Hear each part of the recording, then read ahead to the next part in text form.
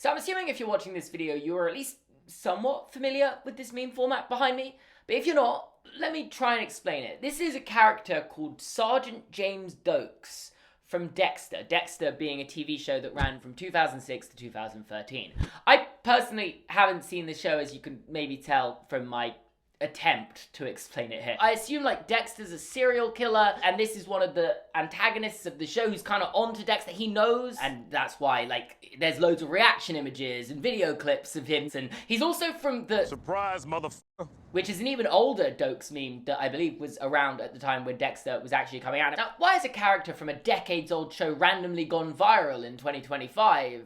Well, that's the question. The general premise behind the meme is you have this one of him behind a steering wheel, and it's kind of there to say, like, I know you've done it, but I can't prove it. Which, interestingly, seems to be something that needs to be used quite commonly on social media. And it's the same with him in this one with the cup of water.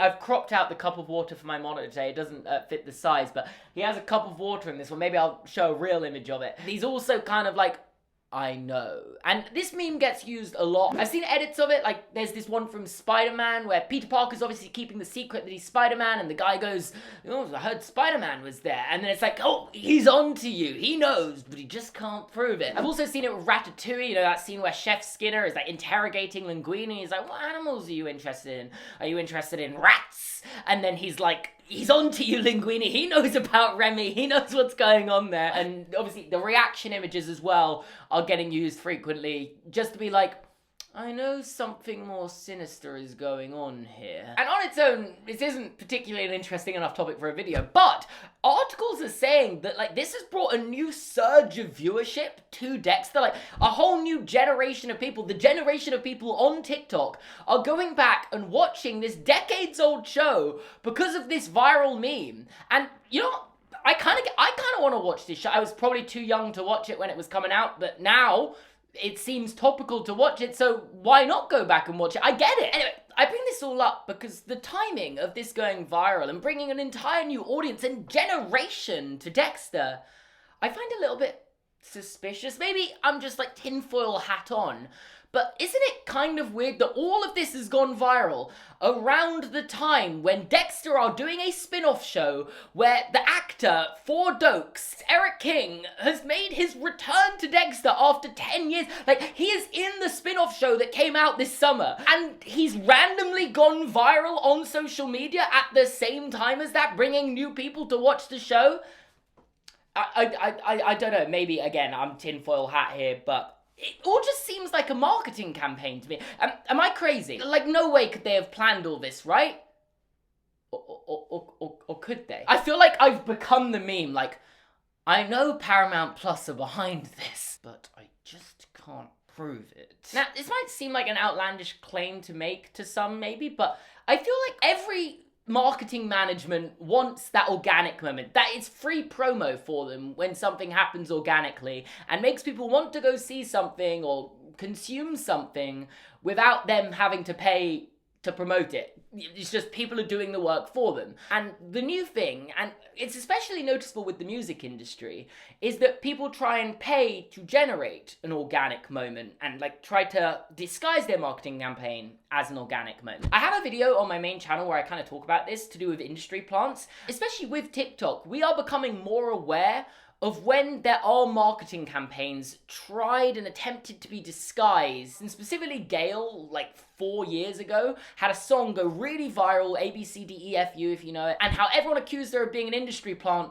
despite the fact it was just her management trying to do like a marketing campaign to promote her song, which was just like really inauthentically organic and went super viral because people thought like, oh, this is just like genuinely a person like you or me who just happened to have a viral moment. And then it came out that this was all like orchestrated by a management and people weren't happy about it. And if it's this common for it to happen in the music industry, and I think I cited in that video at one point that like 75% of viral songs on TikTok are part of a record label's marketing campaign originally, you would think the film industry, which has as many millions behind it and is just as desperate to have that organic marketing moment, because when a huge movie comes out and it has just that moment where like people are going to see it through organic marketing, you know, like Barbie obviously comes to mind, people going to Barbie and Pink. You'd think that the other movie studios like, how can we recreate that? And therefore, how can we create this fake organic moment? And is this an example of a fake organic moment? Especially from Paramount, who've got a new Dexter show out right now, and therefore they want to bring a new audience to Dexter, and they've managed to do it, like, very successfully. I tried to find, like, evidence on some of their TikToks that, like, they started this trend or something, but to be honest, all I can really find is that, like, they were just jumped on the trend. You know, like, Paramount Plus UK did, like, a montage of Doakes clips in August, so, you know, that was probably at the peak of the trend, though, so it doesn't really mean anything to me that much that they did that. What I did manage to find, though, was that Paramount Plus Canada had a post at the end of July, which I feel like is kind of before this really took off. How it feels that your ex is logged into your Paramount Plus account, but you just can't prove it. Like, it's a very corporate, trying to get people to talk about Paramount Plus attempt at this meme. This isn't a viral post. It has very few likes and very few comments. And there's also one on the Paramount Plus Mexico account, but it's in Spanish. It's like the dubbed version. But they were doing something with him in mid-July. Again, I feel like that's slightly before this meme like properly took off. There were people like doing reaction images. I think if you actually go back into the history of this reaction image, it was first posted like a year ago into the Reddit of Dexter. According to Google Trends, the meme started in July, but like really took off in like August and peaked last month in September, and is now in time for me making this video on its downfall. Again, great timing from me, but that's why you got to subscribe to Blue Seamus. If you want someone a month late to some viral meme and talking about what it means and why it's viral, I'm the guy. And I find meme marketing to just be like a fascinating concept, because obviously, as I said, a company wants a viral meme. It's a dream for a marketing management that people are literally just promoting their stuff for them. However, it's also like a really difficult thing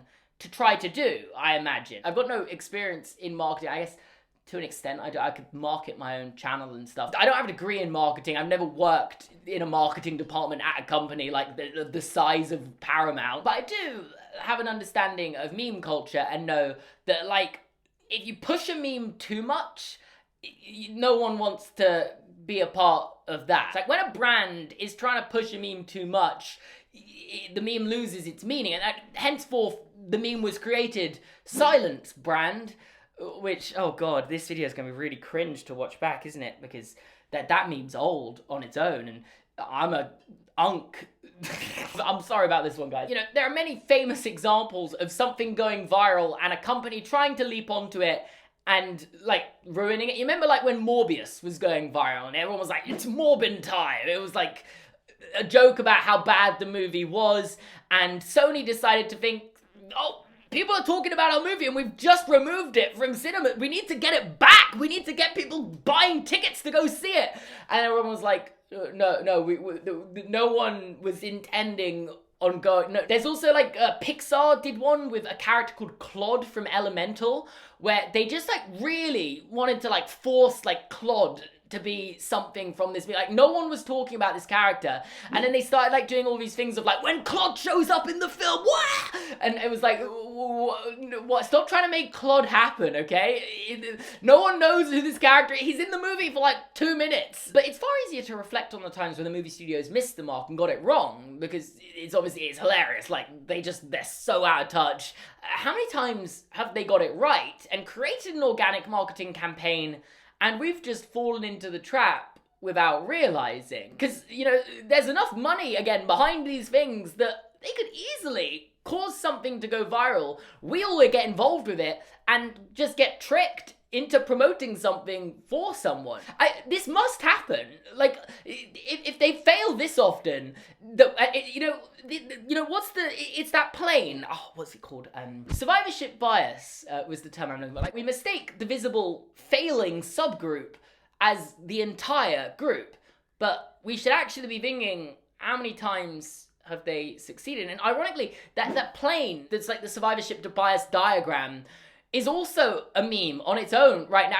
I'm nearly 30, guys. I'm not up to date with memes like this anymore, but I'm doing my best. And I'm sorry if this video is cringe. I really am. And I can think of so many examples, especially in recent times, of movies succeeding following a successful marketing campaign. Obviously, I brought up Barbie earlier, where everyone went to Barbie wearing pink, and in turn, like, promoted Oppenheimer as well because of the juxtaposition between Barbie, bright pink and colourful, and Oppenheimer, dark, gloomy and sad. People went to see both of these movies in massive numbers. Now, Universal and Warner Brothers have both denied that there was any sort of collaboration into making this happen, but also one of the heads of Warner Brothers has actually confirmed that he went for a drink with one of the heads of Universal after all this happened to celebrate. So, you know, they were in bed together to an extent, and once it started happening, you know, they can egg it on and put promotion into that, and especially like emphasizing how different the movies were, which is kind of what they did in their promotional campaigns. Barbie did this whole like over-the-top press tour with all the colors bright everywhere,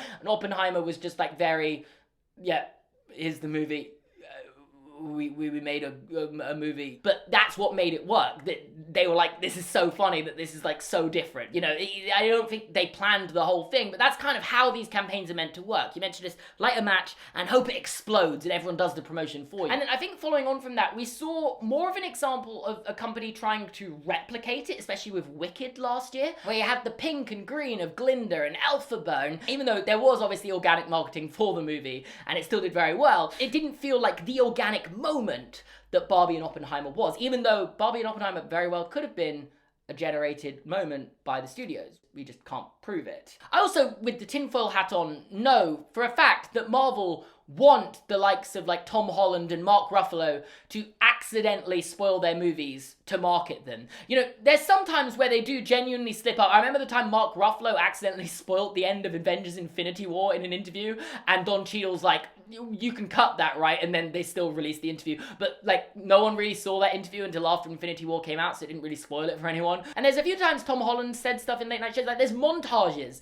of Tom Holland accidentally spoiling things. And then some of them are like very obviously marketing campaigns where like he's being paid. The time where he like accidentally reveals the poster of the Avengers. That, of course, he didn't open that. Like, of course, that's a whole setup thing. And there's a few times where he says stuff in interviews and you're kind of like, I think they know, because again, it gets people talking about the movies. This is 100% an example of organic marketing campaigns, and this is like a known thing that Tom Holland accidentally spoils the movies, and look how many views these videos get. Also, I feel like if we go even further back, the first example I really remember of meme marketing for a movie was actually Bird Box. Do you remember that Netflix movie that came out in like 2018, 2019 maybe? And it was Sandra Bullock blindfolded, and it was kind of like The Quiet Place, but slightly different, kind of, maybe not even that slightly different. Like, it was a very well branded movie because obviously Sandra Bullock is very recognizable, she's a very famous actress, and the fact that all the characters were blindfolded because the plot of the movie was that if they saw the evil thing,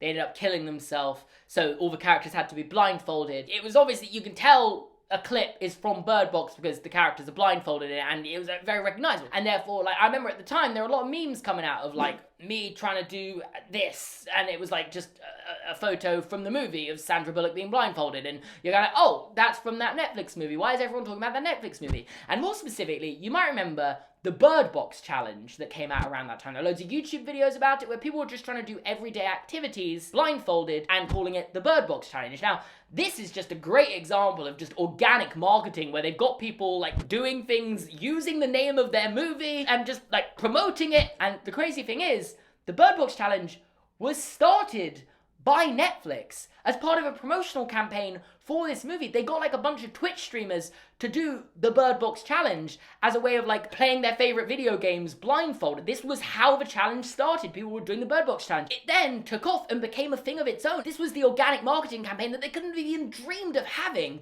where people just started doing the challenges themselves in real life, and eventually ended up getting a little bit out of hand while people started doing like stuff that you definitely shouldn't do blindfolded. And you know, my point is the Dexter stuff another example of this?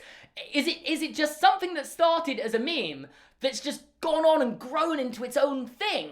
A bit like the Bird Box challenge did 6 years? 6 years, that's crazy. And don't get me wrong, I do think there are still examples of movies that have an organic marketing campaign that the studio had nothing to do with. I think like an obvious example of this for me is the Minions Rise of Gru Gentleminions meme, where people went to the Minions Rise of Gru wearing suits. I don't think Universal had any involvement in planning that out. I think if someone pitched that in a meeting at a company, they'd be fired on the spot. Like, that's not gonna work. No one's gonna show up to the movie in suits. We can't make this a thing. But then it did happen. Some teenagers started doing it. And again, in the case of Gentleminions, the people going to see the film in suits weren't actually interested in seeing the film at all. They were doing it for the meme and started ruining the cinema experience for other people. And henceforth, it got banned. There was also another example of the Netflix movie The Northman that came out a few years ago, where they like had a few posters for it on like the subway in New York that didn't have the title of the movie on it, and it went, I think, unintentionally viral when people started putting different movie names on top of it, like they were like Finding Nemo 3 with these guys, the Tarzan. I don't think this was planned. I don't know why they released posters without the name of the movie on. But again, it feels like too much of a reach to think that they thought, if we just put some movie posters out in public without the title on, people are going to latch onto this and start changing the titles and like posting them online, and it's going to become a funny viral meme. I don't think you can force a meme like that. But I also don't know. Maybe there's loads of campaigns like this that just never got a chance to take off because the internet didn't grab on them. Maybe there's like movies that are out right now that have just like something that they thought like there's a chance people might leap onto this, and we just haven't leaped on it. We don't even know it's out there waiting to be leaped on to become a meme. And the viewership numbers went up when this happened. So if it wasn't an intentional campaign, it was a successful campaign nonetheless. Anyway, to return to Dexter, I've never watched the show before. Before, a few months ago, I'd never even considered watching a show before. But now, part of me kind of wants to. And therefore, if this was all a marketing campaign, it's an incredible marketing campaign because it's got me and many other people somewhat interested in watching the show without really having to do that much. People have made these memes for them and made it viral for them. And I don't know, I can't prove that this was a marketing campaign from Paramount. Maybe this was just genuinely a big coincidence where Doakes came back for the new Dexter spin-off show, and he also happened to go viral on TikTok at the same time. The thing is, we don't know, and I wonder how many other times there have just been incredible marketing campaigns that we haven't even caught on to being incredible marketing campaigns. I think it's got to be quite frequent. There is so much money behind these movies, and there's going to be so many people working on these marketing campaigns, and how often are they just intentionally trying to make something that goes viral and fail? And how many times they intentionally try and make something that goes viral that does go viral? Well done, Paramount, if this was a marketing campaign. If you enjoyed this video, leave a like, you can subscribe, and hype this video! Some people say they don't have a hype button on their channel, but there is a hype button there. I got like a bunch of hypes on the last video, and I appreciate that. Let's get more hypes on this video, okay? Hype, hype, hype! I don't know what it does, but it must do something. YouTube are trying to push it, so we're hyping this.